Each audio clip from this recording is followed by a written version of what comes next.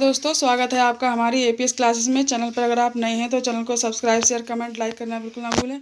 साथ ही घंटी का निशान आएगा, उसे अवश्य दबाएं जिससे कि हमारी अगली वीडियो सबसे पहले आप तक पहुंचे।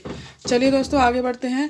अब आज हम पढ़ेंगे कारक, कारक के भेद, कारक का वाक्य में प्रयोग। ठीक है दोस्तों, चलिए सबसे पहले हम पढ़ते हैं कारक। कारक क्या होता है? संज्ञा या सर्वनाम के जिस रूप से वाक्य के अन्य शब्दों के साथ संबंध का बोध होता है, वहाँ पे आपका कारक होता है। ठीक है, इसे हम उदाहरण से समझ लेते हैं। देखिए, मोहन सोहन पीटा।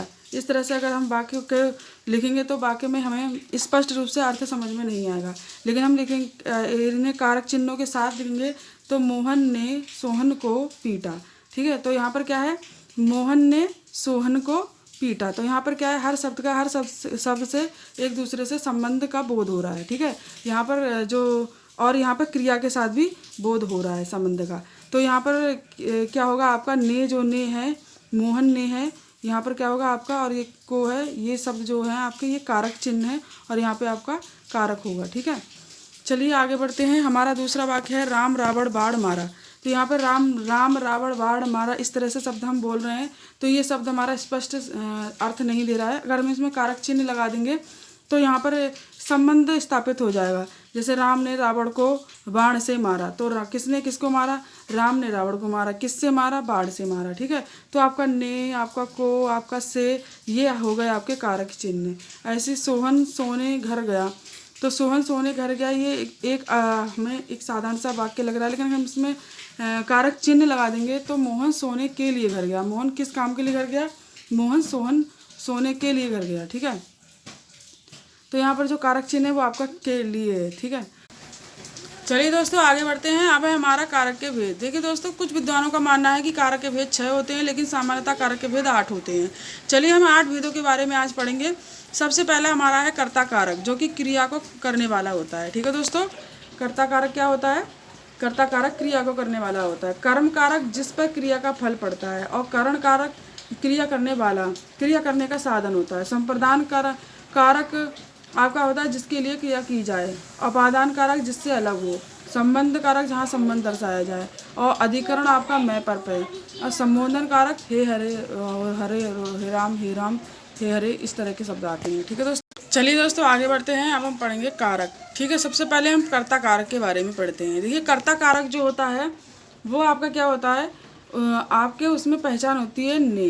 ठीक है, उसकी जो विभक्ति पहचान होती है उसकी होती है ने। ठीक है, तो ये कर्ता होता क्या है? जो क्रिया को करने वाला होता है वो आपका कर्ता होता है। ठीक है, तो कैसे होता है ये हम जान लेते हैं एक उदाहरण से।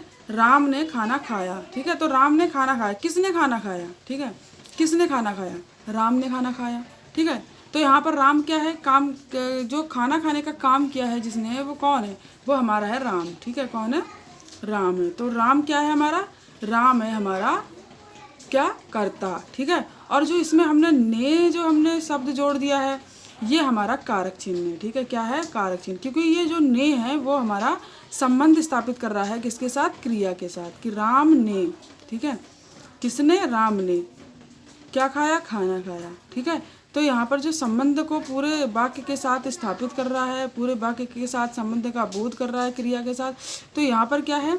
यहाँ आपका है कर्ता कारक। ठीक है, तो राम ने क्या होगा? आपका कर्ता कारक। ऐसे ही आपका दूसरा वाक्य है तनु गाना गा रही है। ठीक है, तो ये तन, इसमें ने नहीं है लेकिन फिर भी इसमें ने छिपा हुआ है। तो आपका गाना गाने का काम कौन कर रहा है? गाना गाने का काम आपका तनु कर रही है। ठीक है, तो यहाँ पर तनु क्या होगी? तनु आपकी कर्ता कारक होगी, और यहाँ पर ने छुपा हुआ है।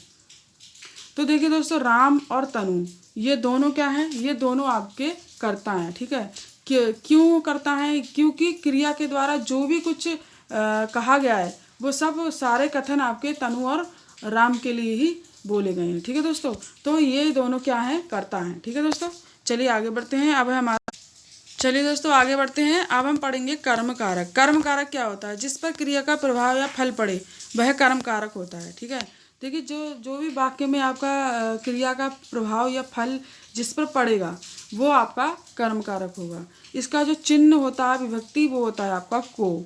ठीक है, चलिए इसे हम उदाहरण से समझ लेते हैं। जैसे हमारा एक वाक्य है राम ने श्याम को पीटा। तो यहाँ पर क्या है? कौन पिटा? कौन पिटा? श्याम पिटा। ठीक है, तो यहाँ पर श्याम पिटा, और पीटना क्या है, पीटना आपकी क्रिया है, ठीक है। तो आपका क्रिया का सीधा प्रभाव जो है वो किस पे पड़ रहा है, श्याम पे पड़ रहा है, ठीक है। तो और ऊपर श्याम जो है, श्याम के साथ क्या है यहाँ पर को जो आपका चिन्ह, विभक्ति चिन्ह है वो को है। तो यहाँ पर क्या होगा, यहाँ आपका होगा आपका कर्म कारक होगा, ठीक है दोस्तों। ऐसे ही पुस्तक, श्याम पुस्तक पढ़ रहा है, तो यहाँ पर क्या है, यहाँ पर आपका जो को है वो छुपा हुआ है, ठीक है। तो श्याम पुस्तक को पढ़ रहा है, ठीक है। तो यहाँ पर जो पुस्तक है, पढ़ना क्या है, क्रिया है, और क्रिया का सीधा फल किस पे पड़ रहा है, पुस्तक पे पड़ रहा है। तो आपकी जो पुस्तक है वो आपका कर्म कारक है, ठीक है दोस्तों। चलिए दोस्तों आगे बढ़ते हैं। अब है हमारा करण कारक। करण कारक क्या होता है, जिस साधन से क्रिया की गई हो, ठीक है। तो जिस साधन से क्रिया की जाती है वहाँ आपका करण कारक होता है। इसका विभक्ति चिन्ह जो होता है वो से होता है, के द्वारा होता है, ठीक है। आपका के कारण होता है, के साथ होता है, ठीक है। तो ये सब जहाँ पर भी होंगे वहाँ पर आपका क्या होगा, वहाँ पे आपका करण कारक होगा। और दूसरा जिस साधन से क्रिया की जाएगी वहाँ पे आपका क्या होगा, करण कारक होगा। आइए इसे समझ लेते हैं हम उदाहरण से। जैसे राम ने श्याम को डंडे से मारा, ठीक है। तो यहाँ पर राम तो करता है, ठीक है, श्याम कर्म है। और राम ने क्या करा, राम ने किसको मारा, श्याम को मारा। काय से मारा, डंडे से मारा। तो जो मारने क्या है, मारना क्रिया है। मारने का काम किसके द्वारा करा गया है, डंडे के द्वारा किया गया है। जो साधन है वो क्या है, डंडा है, ठीक है। तो यहाँ पर डंडा शब्द जो होगा, डंडे से जो होगा वो आपका क्या होगा, करण कारक होगा, ठीक है। ऐसे ही आपका उसने चाकू से फल काटे, ठीक है। तो उसने फल काटे, काटना क्या है, आपका क्रिया है, ठीक है। और फल क्या है, आपका कर्म है। और काय से काटे, चाकू से काटे, तो चाकू से क्या होगा, आपका साधन होगा। तो ये आपका क्रिया करने का साधन होगा, ठीक है। तो ये आपका क्या होगा, कर्ण कारक होगा, ठीक है। चलिए दोस्तों आगे बढ़ते हैं। अब है हमारा संप्रदान कारक। संप्रदान कारक क्या होता है, देखिए जिसके लिए क्रिया की गई हो, ठीक है, जिसके लिए क्रिया की जाती है वहाँ पे आपका संप्रदान कारक होता है। इसके जो विभक्ति चिन्ह होते हैं वो आपके होते हैं के लिए, को, हेतु, निर्मित, के वास्ते, ठीक है, इस तरह के शब्द होते हैं। तो और यहाँ पर इस तरह के जहाँ पे भी शब्द होंगे वहाँ आपका संप्रदान कारक होगा। और जिसके लिए भी क्रिया की गई होगी वहाँ पे भी आपका संप्रदान कारक होगा, ठीक है दोस्तों। चलिए इसे उदाहरण से समझ लेते हैं। हमारा पहला उदाहरण है, माँ ने बच्चों के लिए फल काटे, ठीक है। तो क्या है, माँ ने किसके लिए काटे फल, बच्चों के लिए काटे, ठीक है। तो बच्चों सब जो बच्चों के लिए होगा, जो आपका पूरा बच्चे के लिए होगा वो आपका संप्रदान कारक होगा। ऐसे सीता श्याम के लिए मिठाई लाई, तो सीता किसके लिए मिठाई लाई, सीता श्याम के लिए मिठाई लाई। तो आपका श्याम के लिए क्या होगा, आपका संप्रदान कारक होगा, ठीक है दोस्तों। चलिए आगे बढ़ते हैं।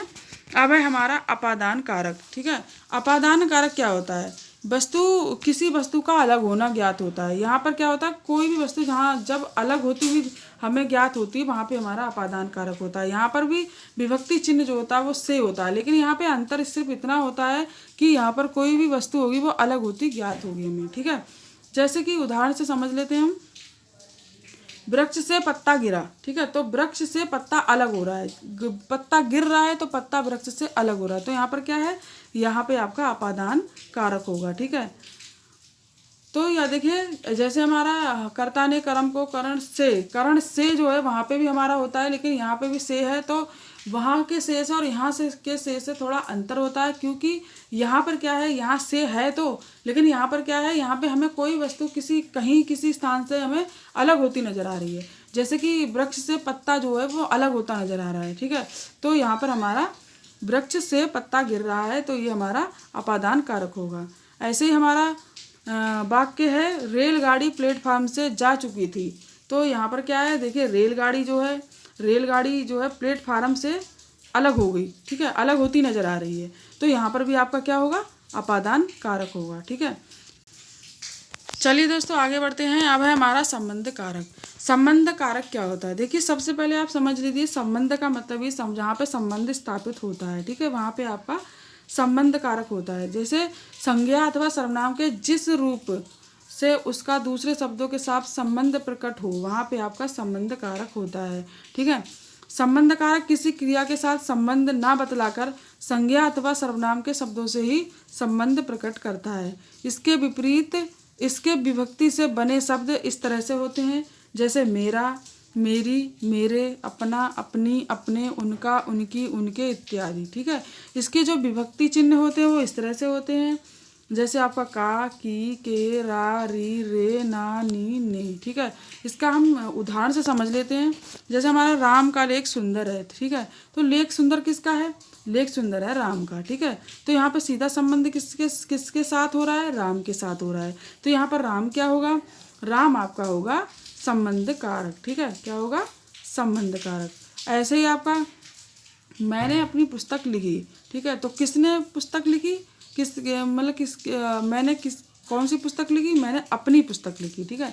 तो अपनी शब्द क्या है? अपनी शब्द यहाँ पर क्या है? आपका संबंध कारक होगा, क्योंकि जो अपनी शब्द है वो आपका वाक्य में संबंध स्थापित कर रहा है, संबंध का बोध कर रहा है। ठीक है दोस्तों, चलिए आगे बढ़ते हैं।